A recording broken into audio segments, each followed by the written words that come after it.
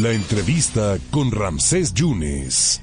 Y otro grupo de intelectuales también le contesta por medio de una carta al presidente Andrés Manuel López Obrador, en este caso 18 intelectuales académicos, destacando la gran Tere Vale, Nicolás Alvarado, Marco Levario, Oscar Constantino y demás.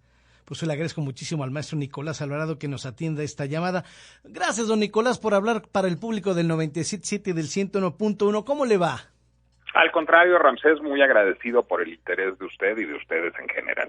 No, hombre, al contrario. Ayer hablábamos con Beatriz Pajés Rebollar, quien era una de las bajofirmantes, diría el presidente, de otra carta donde estaban involucrados otros intelectuales y académicos. Y aquí, en esta misiva, ustedes ponen: no, señor presidente, usted es el que quiere regresar al antiguo régimen. Y palabras más, palabras menos, ponen el ejemplo del INE, de lo que hizo desde 1997 en adelante, y hablan que puede haber una restauración de una presidencia imperial, Nicolás.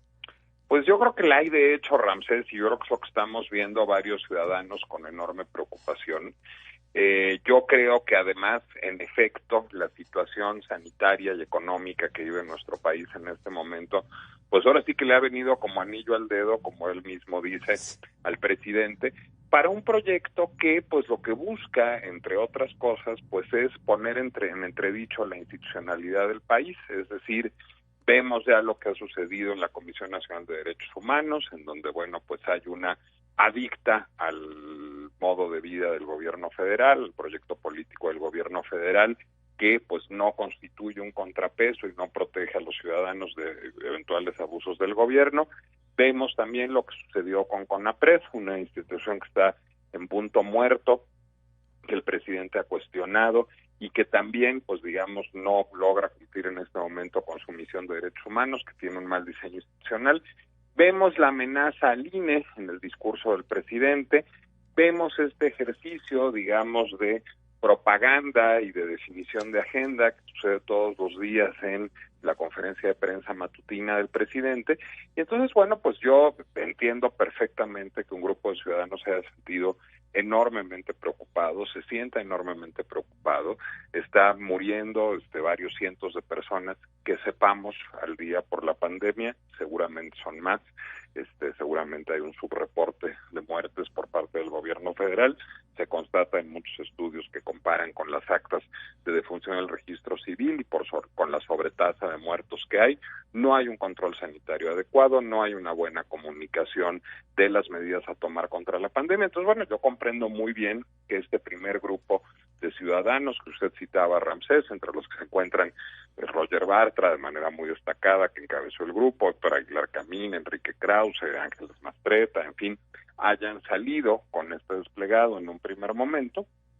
Y pues la reacción del presidente fue muy preocupante, porque justamente lo que preocupa es que para el presidente no cabe una sociedad en donde todos tengamos ideas de mundo distintas, sino para él hay dos visiones de mundo, la suya y la del mal. Y entonces pues lo que hizo fue descalificar, injuriar a los ciudadanos que firmaron este primer desplegado. Y entonces un segundo ciudadano, Marco Levario, en efecto, nos convocó a varios amigos pues a protestar ante esto y a combatir este discurso al mismo tiempo extraordinariamente polarizante, extraordinariamente maniqueo y muy lesivo, digamos, de los derechos de los ciudadanos, porque, digamos, pronunciado desde la posición de la presidencia de la República, y a tratar de poner un alto a esta crispación del tono y a estos embates desde la presidencia de la República a ciudadanos que tenemos derecho a disentir. Dentro de la carta se pone que quienes no están contra él o con él están contra él, a señalar como enemigos del Estado a quienes no opinan como el presidente, Nicolás. Bueno, pues es muy perturbador ser llamado conservador cuando no lo es uno. Es más perturbador ser llamado corrupto simplemente por no compartir su idea de mundo. Yo le garantizo a Ramsés que yo jamás he recibido un dinero por publicar una opinión. De hecho, pues mis opiniones me han costado mucho en la vida, y creo que es el caso de muchos colegas periodistas, de muchos colegas escritores, que pues no estamos de acuerdo con la idea de mundo del gobierno federal, pero se vale como se ha valido toda la vida, como era muy digno de celebración que hubiera marxistas duros cuestionando al priismo o al panismo, o como es muy digno de celebración que haya inconformes, que haya insumisos cuestionando al presidente Macron en Francia, o que haya demócratas cuestionando al presidente Trump en Estados Unidos. Pues eso es la democracia. Al gobierno federal le cuesta mucho trabajo, y lo que hace automáticamente, en un ejercicio además pues muy propagandístico, es descalificar a todo el que no piensa como él. Claro. Yo creo que es muy lesivo para la sociedad y para la democracia mexicana, y nos parecía importante advertirlo. ¿Estamos regresando a los tiempos de Echeverría, o peor aún, de Díaz Ordaz? Pues en cosas sí, en cosas no, porque en términos de política económica, por ejemplo, pues el presidente parece tener unas políticas económicas nunca antes vistas en nuestro país, es decir, nunca, ni siquiera los gobiernos del PAN o los gobiernos del PRI más emanados de una visión de liberalismo de mercado, pues habían pensado en no tener ayuda alguna ante una pandemia de este calado, es decir, pues el mensaje parecería ser básicamente rásquense con sus propias uñas, porque pues apoyos de 25,000 pesos a las empresas, sí, pues les ayudarán a sortear la crisis si son muy chiquitas, un mes, bueno, a lo mejor 2 meses y ya tienen 2 empleados, no más. Entonces la situación económica pues es muy adversa, las proyecciones económicas son terribles, no hay un programa de rescate de empleos. Al condenarse a la gente entonces a la informalidad, lo que se hace es condenar a la gente a estar en la calle y a ser susceptible de contagio. Entonces, no, yo creo que hay pues en un lado sí, digamos, unas posturas muy del nacionalismo revolucionario estatista, con una, digamos, idolatría por las energías fósiles, etcétera, pero por otra parte, hay una política económica pues del más absoluto capitalismo de mercado, en donde lo que se busca es pues que con una suerte de darwinismo económico sobreviva el que pueda y el que no, que le haga como puede. Claro. Entonces sí es extraordinariamente preocupante, es una mezcla pues muy inesperada, pues. ¿Cuál espera que sea la reacción ante esta misiva del presidente, Nicolás? Bueno, yo creo que ya no reaccionará, espero, supongo, es decir... Porque ya está en campaña, Sí, pero fue muy notorio y muy preocupante que reaccionara tan rápido a la primera.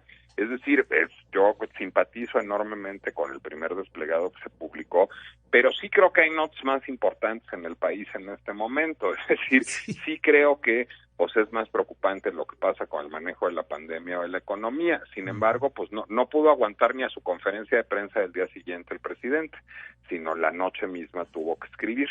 Entonces, nada, yo creo, Ramsés, y esto es importante, que lo que hacemos los ciudadanos que nos manifestamos en los últimos meses, pues es tratar de defender principios. Es decir, yo creo que quien piense que la presión de la sociedad civil puede cambiar la idea de mundo o el proceder del presidente, se equivoca. Es decir, creo que es algo con lo que vamos a tener que vivir los próximos años. Nada más, si votamos por una opción distinta a los partidos cercanos al presidente, a los partidos cercanos al gobierno federal, en la próxima elección, pues podremos generar un contrapeso en el Congreso que permita que no sucedan cosas como la militarización absoluta de la seguridad, el no endeudamiento ante una pandemia o la no aplicación de pruebas. Es decir, si tenemos un legislativo fuerte en donde la oposición sea mayoría, pues podemos tener otro escenario. Yo creo que esa es la apuesta a estas alturas, creo que es lo único que se puede hacer. Y por último, don Nicolás, ¿cómo va este rescate a las microempresas? Se recordará que hablamos hace un par de meses de esto que estaba usted junto con otros empresarios rescatando a las micro y medianas empresas. Pues fue mal, no me diga. Es decir, hicimos una propuesta muy solvente, muy sólida, espero, para, digamos, generar una serie de medidas de política pública para rescatar a empleos a través de las pequeñas y medianas empresas. Bueno, pues simplemente no hubo resonancia alguna del gobierno federal, lo cual era más o menos previsible. Entonces, pues yo como pequeño empresario, pues estoy preocupado, sigo trabajando, sigo sin recortar ningún sueldo, sin recortar a ningún trabajador. Yo creo que aguanto un par de meses más, estoy buscando un crédito bancario, no sé si lo obtendré, pero es el caso, mi caso se lo cuento, pues digamos, no solo en un ejercicio de psicoanálisis empresarial, sino como un caso, pues digamos, muy representativo de lo que nos pasa a los pequeños y medianos empresarios de nuestros días en México. Es decir, pues, ¿qué estamos haciendo? Pues rascándonos con nuestras uñas, Sí. pues eso es lo que mandata el gobierno federal, Ramsés. Qué barbaridad. Pues yo le agradezco mucho, Nicolás, su generosidad de platicar con el público del 97.7 y del 101.1. Lo leemos y lo seguimos, don Nicolás, y mándele un abrazo a su mamá con mucho cariño también, por favor. Sí, lo aprecio mucho y le mando otro a usted, estimado Ramsés. Gracias, Nicolás, gracias. Esta es su casa, Gracias. Igual, que esté muy bien, hasta luego. Nicolás Alvarado.